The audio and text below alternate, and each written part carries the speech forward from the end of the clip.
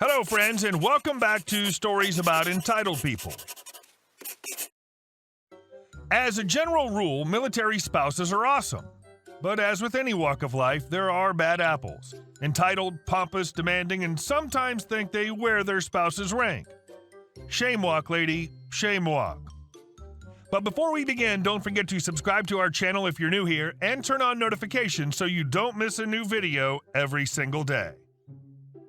Here we go. She does work here, lady. She just doesn't get paid. I'm a retired veteran and have been for more than 20 years, making this story just about 3 decades old. Usual disclaimers for the passage of time and my failing memory, but I'll do my best. Cast: Karen, a cranky military spouse. RL, records lady. A sweet older woman who worked in the office part-time. Me, that's me, OP. I'm in civilian government service these days, but back then I was a technical sergeant in the healthcare administration field. I'd been assigned to the base hospital's outpatient records office as the non-commissioned officer in charge not long before these events transpired, and we were short-staffed due to Operation Desert Shield and Desert Storm. So we were busy. This was long before the days of electronic medical records. These were good old-fashioned colored folders, chock full of all your appointment notes and test results, all filed on shelves, lots and lots of shelves. What with active duty personnel, their family members, and local retirees and their spouses, there were about 44,000 of them. If you scheduled an appointment more than 24 to 48 hours in advance, we'd pull your record the night before and send it to your provider's clinic. Otherwise, you had to come see us yourself to sign out your record before you could be seen. It was a weekday, early to mid-morning, I think, and we had a long line of patients at our service window. I was on duty along with 2 to 3 junior enlisted workers and RL, a very nice lady. We were dodging each other in the narrow aisles and pulling records as quickly as we could. It wasn't quick enough for Karen, though, who RL was helping. I was near the window checking a patient's eligibility when Karen sighed like the air brakes on a bus pulling up to the curb. A moment later, Karen whines, "What's taking so long?" Then, "This is stupid. I can't believe this. And what's wrong with her?" Waiting in line is rarely fun and is much less so when you or your children are sick, so I get it. I stepped up and told Karen I'd check on her record and be right with her. I found RL in the aisles, looking at the shelves with confused frustration, and I understood the delay. RL had suffered a traumatic brain injury some years before, and while she didn't have any major deficits or disabilities, she occasionally had trouble processing numbers. Our records were organized using a terminal digit system based on the first 2 digits of the last 4 digits of the service member's social security number. This could be challenge enough for RL if she was in a rush. Being under the pressure of a foul-tempered Karen didn't help.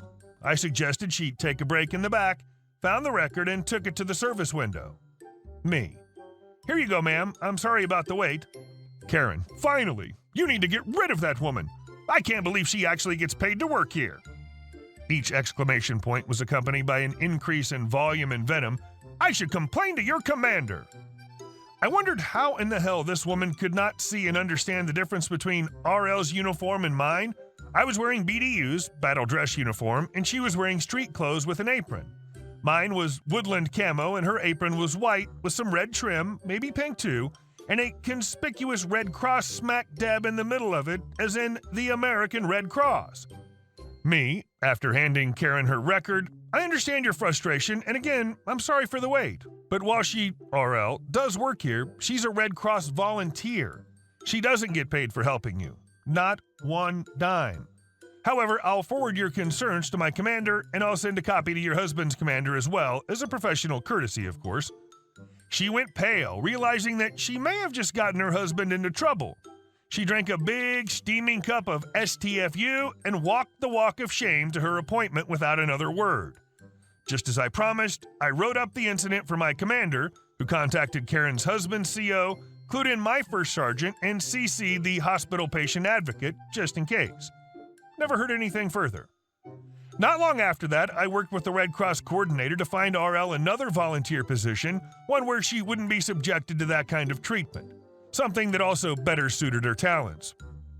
She really was a nice, generous lady, and I didn't want to see her volunteer efforts wasted thanks to some self-centered Karen's abusiveness. I'm surprised she didn't tell you to address her by her husband's rank. Sounds like the type.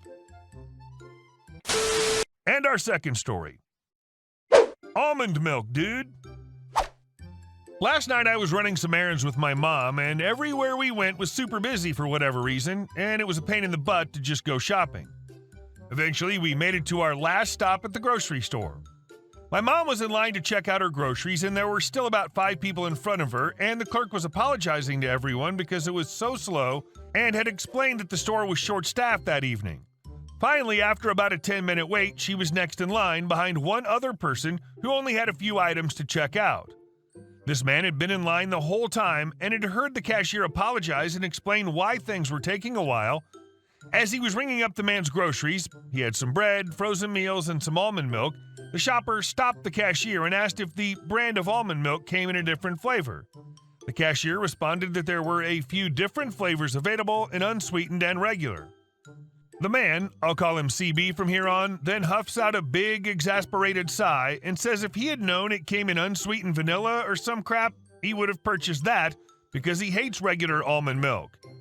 At this point, the cashier just kind of looks at him like, WTF, because all the flavors are located together, and he could have just picked a different flavor if he wanted to. However, being the kind and helpful cashier he was, he offers to wait while CB grabs the one he wants. CB huffs again and says he doesn't know where it's at, and says to the cashier, well, can't you just go get it? At this point, CB's getting some mean looks from the other people in line behind him because everyone had been waiting patiently and he's being extremely rude. The cashier looks a bit stunned by this guy's rudeness, but obliged and goes off to find this loser's favorite flavor of almond milk. By now, my eyes are pretty much rolling into the back of my head from annoyance because I have little patience for public situations like this, but I decided it'd be a good time to head over to the cigarette counter and pick up some smokes while I wait. This cigarette counter is directly in front of the end of that checkout line that my mom and CB are waiting. While I'm making my transaction, I can see CB waiting impatiently and tapping his foot like he's somehow inconvenienced that he had to wait while the cashier is going out of his way to help this guy because CB is too dumb to read effing almond milk containers. I purchased 2 packs of cigarettes, my brand, Marlboro Reds for anyone who cares, and a pack for my boyfriend, Marlboro Blacks. As I finish paying, I see the cashier return with spoiled almond milk guy's effing unsweetened vanilla. I decide to head out front and get a smoke in before my mom comes out. As I'm packing and unwrapping my cigs, guess who exits the store and beelines it straight in my direction? None other than Rude Almond Milk Man. At this point, he's already on my crap list for being rude and annoying, so I'm just watching him approach with disdain, wondering what this dude wants. He comes up and asks me with a bullcrap sweet voice if he can get a cig from me. I haven't even responded yet because my annoyance was choking my vocal cords, and I pull out one of my smokes that I was going to light up. I should say at this point that usually, depending on the situation and my mood, I've been known to give a cigarette to people who ask, but obviously this is not the case with this guy. Before I can even say no, he somehow assumes that the cigarette I'm removing from the pack is for him and cuts me off before I can even respond by saying, "Oh no, I don't want a red. I saw you buy a pack of Marlboro Blacks and I like those better." I'm dumbfounded at this point because honestly, who the F has the audacity to be a choosing beggar on what type of free cigarette they get? Not that I even said I was going to give him one. I just glare at him and say, "Yeah, no, I'm not giving you one." He then gets this dumb shocked look on his face like I'm the one being rude and huffs and calls me a effing B as he walks away. Seriously though, who acts like that? And our next story. I refuse to remove a dam on my property that's causing damage to my neighbors. A few years ago, I purchased a few dozen acres of land in a rural area and built a house there. After a lifetime of hustle and bustle of city life, I love the peace, quiet, and serenity that rural living has given me. My nearest neighbors live a couple miles away, and until recently, I've barely interacted with them. They're a younger couple that had inherited the property from one of their families. One of the things I love best about my property is the variety of wildlife that lives here. I've seen deer, otter, coyote, fox, dozens of species of bird, and beaver. There's a small river, more of a large creek than a river, that flows through my property, and I live downstream from my neighbors. The beavers have built a dam just a few hundred yards on my side of the property line Now that the snow here has started to melt, the creek's been running like crazy, and the beaver dam has apparently caused quite a bit of flooding on my neighbor's property and caused damage to some outbuildings and cropland. My neighbors came to my house a couple weeks ago and told me about the flooding problems. I was aware of the dam, but had no idea of the issues it was causing them. They asked me if I'd be willing to remove the dam. I told them that removing a beaver dam is a hell of a lot of work, and unless you remove the beavers, they're just going to rebuild it anyway. So in my opinion, it's not worth it.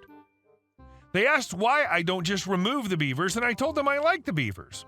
I clarified to them that removing the beavers means terminating them, not just trapping them and bringing them to a new home.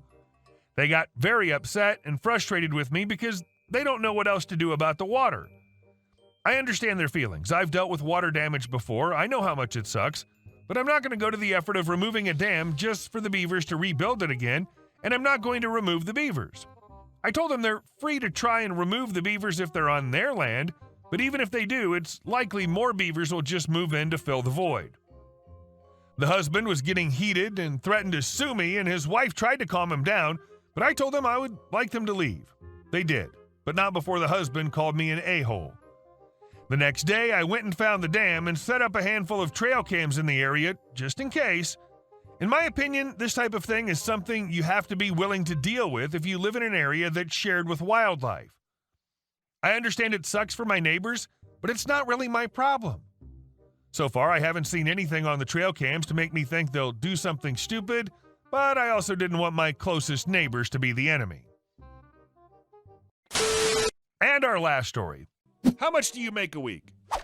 This is a story that my dad witnessed 30 or 40 years ago. He worked at a grocery store, and the owner was a real POS, would yell at staff on the store floor. If he didn't like a display, he'd just destroy it by throwing the boxes of cereal on the floor and make them stack them the way he wanted. One day, a young man came in that worked at a hardware store a few buildings down. They wore aprons, like to the store staff, but totally a different color and style. It was this guy's break, and he was slowly just looking for something for lunch. The store owner saw that and got madder and madder as this guy was just lazily walking around. Finally, he could take no more of it, ran up to the guy, said, "How much do you make a week?" He responded, $25. The owner opened up his wallet, gave him $50 and says, "Never come back, you're fired," and stormed off. Guy is like, I don't work here. But the owner had already stormed off.